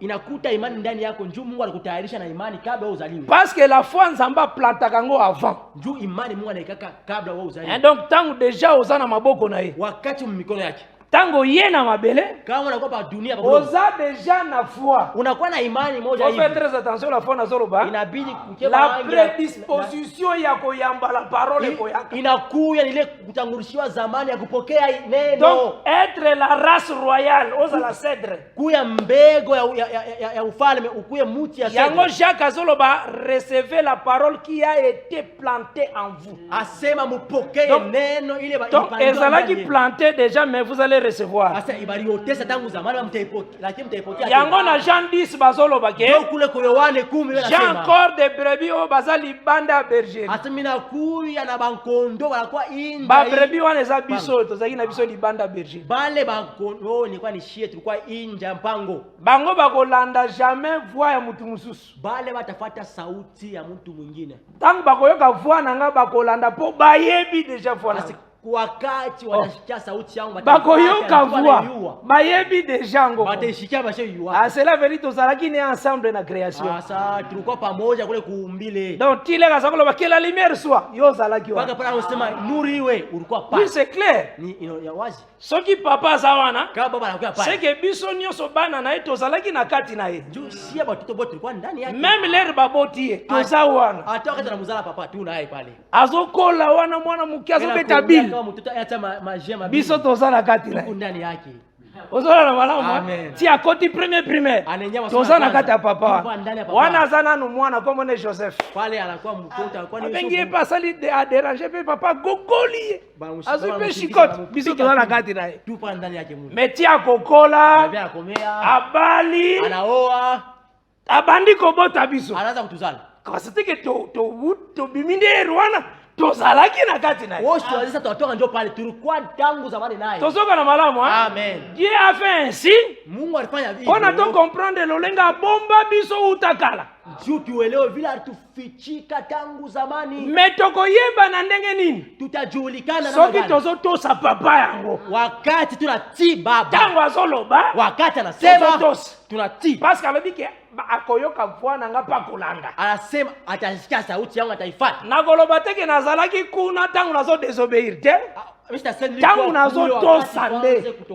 Wakati natii. Yango nde ezotalisa ke nazalaki kuna. Wakati natii ndio naonesha nilikuwa. Est-ce ozola nanga malamu? Amen. Et maintenant texte on a vu na Hébreu Ile andiko tunabeba chapitre 4 mstari ya sura on a ya verset 3 kwanza mstari ya 3 balobi pour nous qui avons cru anasema kwa sisi tuliamini nous entrons dans les repos. tunaingia mapumziko. Qu'est-ce que cela veut dire? Inaonyesha nini? Elingo talisa que Inaofia kuonesha biso baoto croire sisi hapa tunaamini na Jésus-Christ ndani ya Kristo. toza déjà na kata territoire. Tunakuya ndani ya mji. Cela veut dire parole tozui eza na deux Ni rédemptions. kusema ile neno tunapokea inakuwa na maukombozi mbili. Ozola na malamu hein? Amen. Koza na kata territoire cela veut dire Josué alongolaki sapatu, Moïse alongolaki pe déjà sapatu. Kuya ndani ya mji naonesha Yoshua na Musa alitosha bote bilaka. yango tozoloba c'est par la foi njoo tunasali kupitia la imani. parole que tozana yango Hii neno tunakuya nayo ezobomba deux rédemptions inafuchika ndani yake ukombozi. lokola tosikolami na kati na biso Vile tunaokolewa ndani yetu, bomoi ya kati na bomoi na biso eza bomoi ya bosantu ile maisha yetu nakuwa ni maisha ya tokozwa pe lisiko ya nzoto oyo tutapokea ukombozi wa hii mwili nyonso eza na kati ya parole wana yote nakuwa ndani ya po neno. deja toza na kati ya territoire Juu tunakuwa ndani ya mji par la foi. kupitia imani. Je pense que tozolanda quand même alam par la grâce de Dieu. Amen. Yango tozotalisaka boye Njoo kule tunaenda kuonesha hivi. tozwaki texte moko Tulibeba andiko moja na Josué mu Yoshua chapitre 14 mstari ya sura 14, tangu Caleb wakati Caleb azosenga territoire wakati eko nalomba muji pona azwa Hebron juu abele nchi ya Hebroni. atalisaki kazalaki na 85 ans cet ans là Anaonesha alikuwa na miaka makumi awa nazosiyone na Natano. biloko ebele oyo tolobaki na kati ya basemaine oyo bato ebele bazalaki te hapa nunanzulula bintu tulisema kati ya wiki njuu bantu wa mingi mais par la wakuye. grâce de Dieu tozokuavance mpe muke muke Na na kwa neema ya Bwana tunaendelea. nde totalisaki boye ke Njoo tutaonesha hivi. wuta Josué na Kades Barnea Kutoka Yoshua kule Kades Barnea, alobi kazalaki na 40 ans Kalebu alikuwa na miaka 40. or de Kades Barnea ti na torrent de Zered Kutoka kule Kades Barnea kufika kule kumuto ya torrent de Zered ile Torah direct. donc juste na Deutéronome chapitre 2 verset 13 Kufika kumbukumbu la Torati 2 mstari ya 13 il y a 38 ans kuna kuya miaka 38 na donc 8. tant nyonso batambolaki uta Kades Barnea ti baya po bakati ya Jourdain esala 38 ans Miaka yote kutoka ule Kades Barnea kutembea kufika kabla batambuke Yordani inafanya miaka 38. moto mosusu akotuna frère kiala eza mpona nini Sasa mwenye atauliza ndugu kiala inakuwa njuu ya nini? eza mpona kotalisa ke Inakuwa njuu ya kuonesha avant Jourdain etalisaka matin kabla Yordani alali asubuhi. etalisaka aussi une alliance Inaonesha kisha agano oyo un peuple azalaki na yango kule taifa ilikuwa nayo. mais cette alliance oyo ezalaki l'alliance ya loi Ile agano ilikuwa ni agano ya sheria. ezalaki na kapasité te ya kolatisa Adam Haikuwa na uwezaji ya kumuvika Adam. nelobeli mosusu ezalaki na kapasité te ya kocirconcire Adam Musemi wengine haikuwa na uwezaji ya kumutairi Adama. donc soki elatisi Adam ou bien circoncire Adam Kama ilimuvika Adama wala ilimutairi, elingi olobaki ezongisi Adam na etat initial oyo aperdaki ilifia kuonesha kusema ilimurudisha Adama mu wakati ya mwanzo kula alikuwa. parce que totalisaka ke Ndio tunaenda kuonesha hivi. Adam po asalema Ndio Adama fansiwe. autaki poussière Alitoka mavumbi. la rosée ezalaki kouta de la terre ezo arroser la surface du sol Banasema ile kivukuto inayotoka pa bulongo inakuwa kumimia fazi ya bulongo. nzamba koma bible na ye na olenge ke biso to comprendre yango te faut koyebaka ndenge wana Mungu anaandika Biblia njoo sie tusielewe. akoma na olenge ke ye nde ayede biso Inabidi aliandika vile njoo yeye atusaidie. donc en réalité azalaki kotalisa biso Kwa ukweli anaanza kutuonesha sie. une terre ezobimisa mai Ndio unakuwa udongo moja tosha maji. c'est comme aussi Moïse Inakuwa Musa. Moïse sa grâce Musa neema ezalaki yake. répandue sur les 70 anciens Neema yake balizambarisha kuwale makumi saba ya donc le bazee. Seigneur a pris l'esprit qui est en Moïse à répandre yango likolo ya ba 70 anciens Bwana alibeba roho ya kwa juu ya Musa anaiweka juu ya bazee makumi saba. oyo etalisaka tout simplement elembo ya 70 anciens etalisaka tout simplement baprophète nyonso Ile picha bazee makumi saba inaoneshaka banabii bote.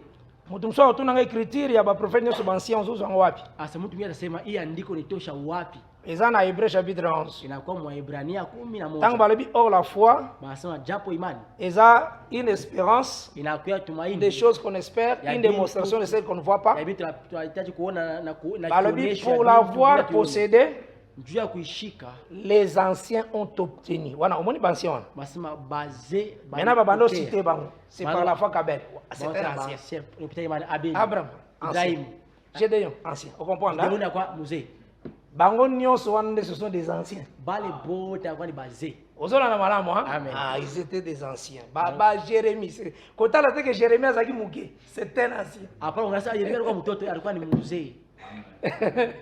ozala na bala Amen.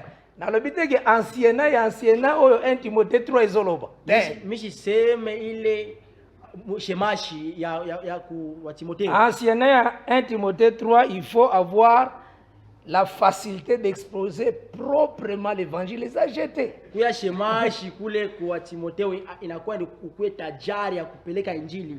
Pongana na moni ancienneté. Jumisha ona mzee. Ancien selon 1 Timothée 3. Ule mzee kulinganisha wa Timotheo wa kwanza sura 3. Wana jona lobaki yango. Shimo nilisema kai mambo ye. Bao bayeki libusana nga bafandi singana. Babiki biyo. Wanikarisha. Tino suru banano moni basete bongo biso. Njoo unasema yaona mzee afushie. Moyena kakolande parole ezate, c'est ça mon problème. Na hakuna namna niende nje neno. Nazo talande écriture. Ni unaangalia andiko. Ogoza l'ancien oyaki nanga ancien oyaki avant ngana bano sambela. Unakuwa sio kawia kabla nyanze kuomba. Ozola na malamu? Ancien selon 1 Timothée 3. Minakuya shemashi kulinganisha na Timotheo. Osangisi yango na Tito sura 3. Bana Tito kwa ngambo. Aibi ko réfuter les contradicteurs na ville. Asa anayua kufukuza bado wafundisha mafundisho mabaya. Donc au moins on peut s'assumer ancien mais il bien enseigné matin. Kuna mtu amuta mzee maya mafundisho bure. Vraiment. Donc ezaka ka donc mutaosa na par favoritisme. Inakuwa ni michezo. Baibisaki Timothée loko mwana de Timothée 3. Banamwambia Timotheo wa Timotheo wa pili. Paul alobango avec serment.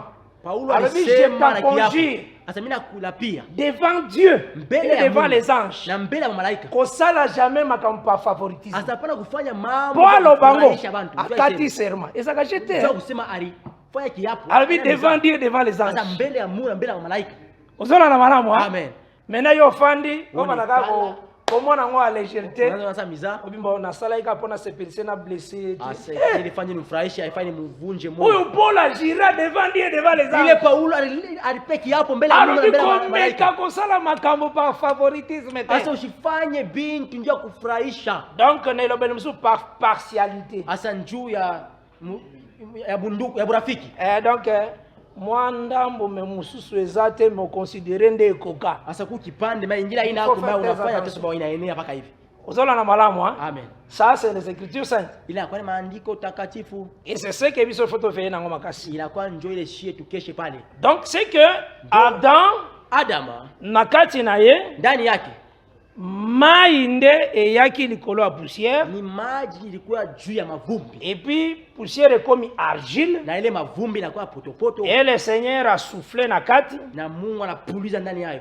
Et balobi que l'homme devient une âme vivante. Na Biblia nasema muntu anakuya muntu mzima. Donc ce qui Nzambe azo soko na Lévitique 17 wakati unaenda kuwalawi 17 na verset 10 na verset 14 mstari ya 10 mpaka 14 le Seigneur a pesi définition à l'homme que l'âme c'est le sang. Bwana analeta ile kionesho ya kusema nafsi inakuwa ni damu. Ozora na malamu ha? Amen. L'âme c'est le sang. Damu inakuwa ni nafsi. C'est ça le parler de Dieu. Dieu anakuwa usemi. Wana eza définition à la rousse. Ile aina kufafanusha. Soko kena la rousse, le sang eza na groupe sanguin, tout ça. Sa damu inakuwa na okozo ba O, ba A+, ba résiste positif. Utapata ma résiste positif. Mais soko ye na Lévitique 17, kona kwa Mwalawi 17, l'âme c'est le sang. Damu inakuwa ni nafsi. Ozomo.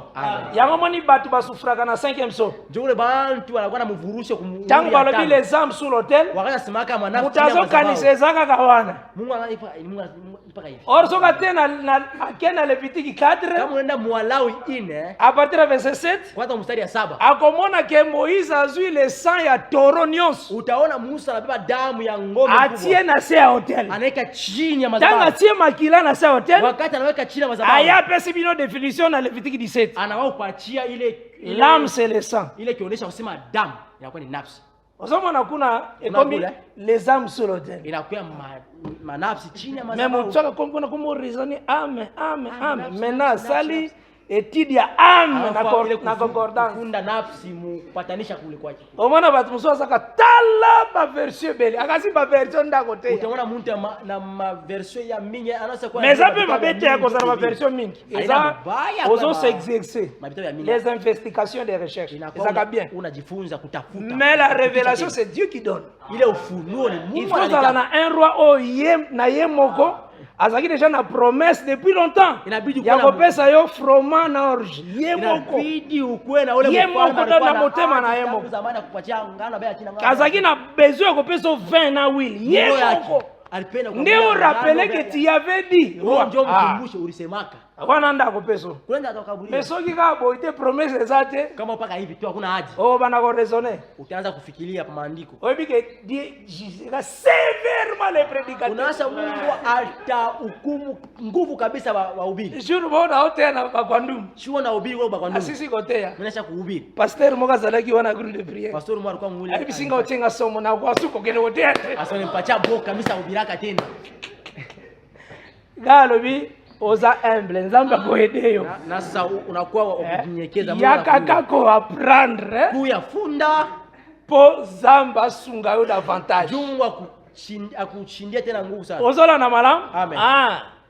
Dieu jugera sévèrement les- c'est un verset Mungu atahukumu kabisa. ozolanda malamu Amen. donc c'est très important Inakuwa ya bei. donc c'est que Adam a perdu Ni kusema Adam alipotesha l'eau maji et le sang. na damu. Donc il a perdu donc la vie, l'âme était morte Alipotesha et aussi uzima. son corps. Nafsi Si est ilikufa poussière, tu retournes dans la poussière. na mwili ilikufa unakuya Donc mavumbi, mort ya utarudi chair kwa mavumbi. na ya âme. Kifo cha nafsi na kifo Ozola cha na mwili. malamu, hein? Amen. C'est des choses Bila vitu viwili. yango ne esengelaki esubir pe rédemption. Njo binalomba babikomboe tena. Yango soko ozwi 1 Jean 5 Njo kula unabika beba Yohane wa kwanza. à partir ya sura tano. verset 6 na 8. Kwanza mstari ya 6 afika Balobi que Christ est venu avec l'eau et le sang. Banasema Kristo alikuwa na damu na maji. Donc aye kozongisa biloko oyo yo Adam perdraki. Anakuya kurudisha bile bintu Adam alipotesha. Il est venu avec l'eau et le sang. Alikuwa na maji na damu. Non avec l'eau seulement, Hapana tu na maji bure.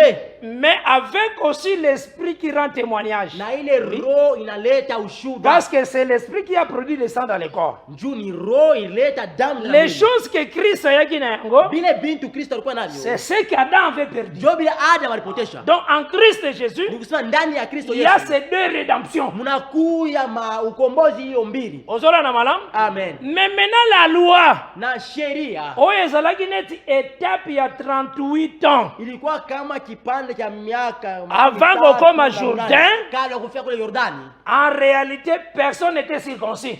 Kwa ukweli hakuna mtu alitahiriwa. C'était le temps ya ministère ya Aaron. Ilikuwa ni wakati ya huduma ya Soko Aaron. ozwi Josué chapitre 5 place tozali. Wakati baba Yoshua 5 watu. Je pense qu'avec ça tu saisir malam. na wazia unasikia vizuri. Mais lecture ya Caleb Ile usomi azotalisa boyeke inaonyesha tanga komi pozwa Hebron, wakati nafika njoo ya Hebroni. il a 85 ans. Anakuwa na 85. Ndio toyebi comprendre. Njoo tunataka À kuelewa. partir de Kadesh Barnea azaki na 40 ans. Kutoka kule Kadesh Barnea alikuwa na miaka 40. Obakisi 38 ans ya errance na bango ti torrent des Zered. Unaongeza 38 ya kuzunguluka kwao chini kule kumuto ya Jered. Ti avant tokota Jourdain. Kabla batambuke wenyewe Jordan. Là, Caleb a commis na 78 ans. Pale Kalebu anakuwa na miaka 70. Cela veut dire koba na Josué 5. Ni kusema kwanza kuyoshua La 5. Pâque esalemi na Josué 5. Ile Pasaka ilifanyika kuyoshua Qui 5. kozwa héritage na Hebron. Kufika kubeba urithi kule Hebroni. Kuna zaki na 85 ans. Kula alikuwa na 80. Awa kati na 78 ans. Huku alikuya na Cela veut dire na katikati wana kobanda Josué 5 ti héritage. Ni kusema kwanza kuyoshua 5 kufika kule kurithi. Il y a 7 ans. Kunakuwa miaka 7. Le 7 ans là, Ile miaka 7 etalisaka marche nyonso église. inaoneshaka mwendo ya kanisa. Ozola na malam. Amen. Marche nyonso église. Ile mwenendo yote ya kanisa. Donc tant nyonso église ezo marché. Wakati yote kanisa inatembea. Lolenge Apocalypse 1. Vile ufunuo moja Etalisi biso inatuonesha sur les 7 églises. inatuonesha njia makanisa Elobeli yango saba. maintenant en détail na Apocalypse 2 na 3. Inaisema muketo mfunuo 2 na 3 Donc eza 7 ans. inakuwa ni miaka 7. 7 ans wana elingi koloba te ke 2010 na 2017. Ile miaka 7 ioneshe kwanza ku 2010 kufika paka ku 2017. Eza 7 ans nde wana te. Haina miaka 7 ile mfano. Dieu utilisait ce chiffre po akwa kopesa langage na ye. Mungu anaanza kutumia hii mashifre njoo atulete usemi wake. Tango azwaka 7 alobelaka totalité. Wakati anaweka ile 7 anasemezaka njoo ya Donc ukamilifu. perfection. Kwenea ile ukamilifu. Tango alobi jusqu'à ce que la totalité des païens. Omoni langage wana oeza na Romains 11 verset 25. Totalité des païens. Msemo inakuwa kwa Warumi 11 mstari 25. Donc bakoka mobimba. Baene bote. Donc c'est 7. Inakuwa 7. Ozola na malam? Amen. La perfection, c'est 7. Et c'est Dieu qui les fait. Mais tous autres disent encore. Étape nyonso église. Ozwa ba Pierre, ba Jean, ba Jacques, ozwi na batei mususu bayeko ya après. Tozana ba 2017 ti paka leo tunakuya mu 217 biso nyonso tozaka ba ouvrier ya 11e. Shebo tunakuya ba fanyakazi ba saa 11. La grâce c'est la dernière heure. Ile neema inakuwa ni wakati ya mwisho. C'est ça 1 Jean 2. Ndio nakuya Yohana wa kwanza. Jean solo ba petits enfants. Yohana yuko nasema watoto kidogo. Boyoka kike il y a plusieurs antéchrists. Murishikia asema kuna kuya wapinga Kristo. Boyoka kike il y a un antichrist qui vient. Mujua asema kuna kuya ule mupinga Kristo. Parce que zaka antéchrist na antichrist. Kuna kuya bapinga Kristo ba mingi na mupinga Kristo moja. Ante linga kotarisa oya zoya avant que Christ aya. Ule mupinga Kristo ule anakuya kabla Kristo akuye. Et puis anti eza oza contre Christ, contre le loin. Ule anakuya mupinga Kristo ule anakuya kipindupindu. Mais alors dit que il y a déjà plusieurs antéchrists. Asema kuna kuya wengi wanamtangulia Kristo. Donc les gens qui viennent avant Christ baza déjà belé. Asa bale wanakuya kabla Kristo awe wanakuwa ba mingi. C'est ce que je vous ai dit, c'est la dernière heure. Jole niliwaambia sasa inakuwa ni wakati. Déjà na leur frère Jean zote ya parole. Na wakati alors baki que la dernière heure. Alisema ilikuwa ni wakati. Or dernière heure ango Jésus alobela ngo na Matthieu 20. Yesu ile wakati ya mwisho alisemeza Mathayo 20. Ezalaka 11e heure ti 12e heure. Inalaka kwanza ku wakati ya 11 fika kwa wakati ya 12. Na montre na yote ke 12h, 11h na 12h ni izali. Hapana ngara kusaa kwa sababu hapa 11h hapa ni 12h. Ezota ça tout un temps. Inaonesha wakati moja tu. Oyo Nzamba disposer grâce pour nous. Kule Mungu aliweka wazi ile neema ndio yetu. Et ce temps là une heure eza aussi pona ba juifo Nzambe azwi na kati. Na ile saa moja tu inakuya na wakati ya Bayuda bali. Parce que l'église ezalaka nini? Ndio kanisa kalaka ni nini? L'église ezalaka na Romains 11. Ndio kanisa kalaka ni Warumi. Ezalaki na nzete moko Olivier franc. Kuna kalaka muchi moya balitaka mzeituni. Zamba longoli ndambo etapa. Ile mzeituni Mungu atosha miti yango anayangusha. Atiki na Olivier franc na betap mususu. Ile muti nde azwi ba Olivier sauvage anabeba ile ma oeza biso pa nation aye kokotisa biso na même promesse d'Abraham. Donc de deux qu'il a fait un là. C'est ça l'église. Donc l'église est nous les nationaux. Mais ba Pierre, ba Jean, ba Jacques, ba Zana église. Ozola na malam. Amen. Et biso nyonso tozana kata marche là il y a 7 ans. Donc ba Pierre ba komaki na perfection. Petro alifika kule kukamilika. Kokende kote ya babuzobo te ba frère Branham batea. Hapana wana umbile bubumbafu kule ndugu. Parce que na benga ngonde buzo ba vraiment. Teka bubumbafu.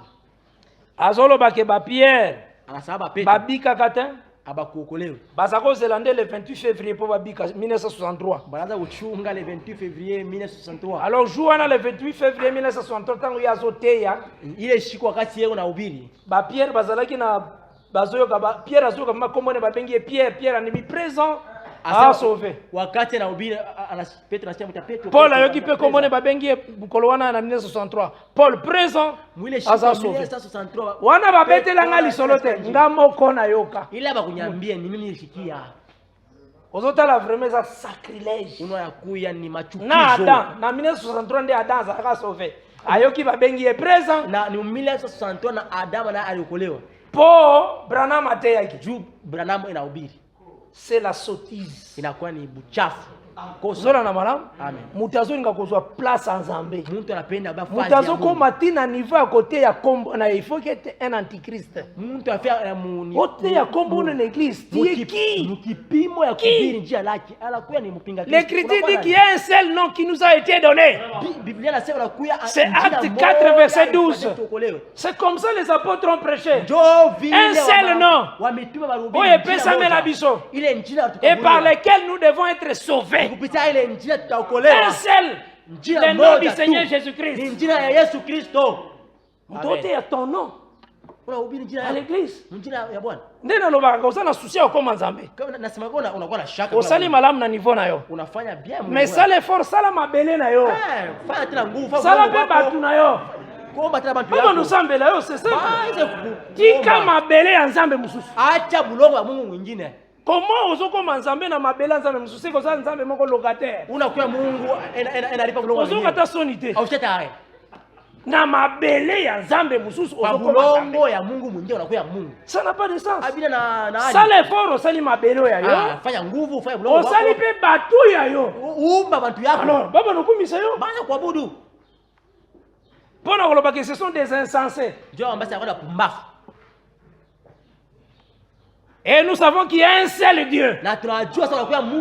Au balobi du soleil, levant soleil couchant. Yende sengeli mabolongo nyonso les genoux fléchis. Oyebi roi Sédécias. Azalaki ko telemela la parole. Azo telemela la parole. Ba prophète balengaka ba roi te. Yoka Jérémie. Azoloba. Azoluwe Nzambe. Alors, qui ne te craindrais-je? Nana kozanga kobanga yo. Nda poser question. Roi de la terre. Roi de la terre nda kozanga kobanga Nzambe. Batu nyonso il faut bakita devant Nzambe. Et tolobaka tango nyonso ke atombwa mabiso to bunga. Tunasimaka wakati yote yakita apande shetu pote shetu. Ani atabiso to zaneti ba marche pied na ye. Atupande tukosa bitembelo yake. Usola na malamu? Amen. To zaneti ba o singo to participer na gloire. Tukosa bale tuna par sa grâce. Tuingie mu tukufa kupitia neema yake. Donc c'est que étape nyonso. Nous sema kipande yote. Ezala ba Pierre. Ingawa bapete bakoma na perfection barifika kukamilifu bapemi barapumuzika po juu biso to yaki nanu te juu shata atukote yakula biso pe nasi tanto aussi sa course na biso wakati aisha mbio yetu soki kolona na sisi ko bongisa bato te kama Bwana ashaisha kukamilisha bantu toza pe specialité to ko pema pe na shia atuna babetu apumuzika akoza pe na bato mususu atakuwa na bantu wengine Zambe Mungu a regretta que Moïse a kufi musale bebite. Mungu asikuzunika Musa anakufa kaji haribika. Paul a kufi musale bebite. Paul anakufa kaji nakufa. Mutu indispensable pa na azalakate. Muntu abila kutoshewa ashika yake mbele yake. Bisonde to bonde la gaye. Shintu tumuombaka. Oya bonde la ga. Eza oya zangi. Ni ula pusaka. Akenda kane pa ya oya za. Alendaka ule akuya nayo. Osola na mala? Amen. Bisonde to zana entere kuna. Shintu akuya na fazi moja kuna. Osola na mala? Amen. Soko kutana mutalobi ke ngana kosambela sute na kosambela sute. Kwa mkuta mtu anasamista ombaka tena. Tunaleka question. Umulize. Ozaka na date de naissance? Wana na date ya kuzaliwa. Soka la bibi na bota maneti na nimezaliwa na 1990. Tuna avant bota ma est-ce que bazako sambela Asa kabla uzalika unaanza kuomba. Sio bazako sambela avant bota ma. Ata hiyo boyo ko sambela. Kabla unaanza kuomba kabla uzalika. Siko yebi ke hiyo avant bota ma. Bazalaka deja kosambela. Wewe unajua sasa kabla wewe uzalie ulikuwa bado. Ata pe hiyo kotika bakosambela yeka. Atakacha watu wataomba. Utazana capacité ya kucreer batu ba adore ye. Anakuwa na uwezo kuomba. Acreer bantu ba adore. Anaumba malaika banaanza kuomba. Ba revolta kuna zo ata susita landa bangu. Bajire banakuwa rebel. Ba revolta kuna azo susite. Banafanya utombozi kule. Yo sebelaka. Wewe shika furaha. Po yo nzamba teli yo redemption. Jumla kwa ukombozi. Yo azu social andio. Anapata ile shaka kufuata wewe. Mais maintenant, muto comme ça là, le lendo pour la kolanda parole. Non. Kiburi ndio kufuata neno. Je l'aimerai à genoux. Nitamupenda kwa magoti. nakolinga ye naza kofuta namupenda kuliko parce qu'azo mérité azala vraiment si élevé c'est Dieu là. anastahili kunyanyuliwa juu kabisa ule Il Mungu. faut yenda mona na biso tokita Inabidi davantage aonekane sisi tujimike parce que nyonso tokoza nango yenda pesi. juu vyote vile tunaweza kuya navyo je alitaka. Que le Seigneur apambola bino richement Bwana ambariki et que la zaidi. paix du Seigneur règne na kati na yo. Na salama Bwana itawale ndani Ngolu yenu. na Nzambe aussi ebomba yo makasi. Na neema ya Bwana ikufinike. Soyez toujours certains de Dieu. Mukuwe na hakikisho na Mungu. Ndima que la parole de Dieu est immuable. Aminya sa neno ya Mungu na kuya. Ce que Dieu déclare, kile Mungu anasema. personne ne peut le changer. Hakuna mtu ataibadilisha. Il faut croire lolenge wana. Inabidi uamini mule mfano. Oyeba ke ozui grâce ya kokota na vraie parole. Uyua sasa unapata neema ya kuingia muneno ya Et kweli. puis oyeba ke Nzamba asala yo grâce. Na ujua kusamua ufanye. Oyeba cette vérité. Ndio uyua hii ukweli. Donc ce que concédé te Wewe usiache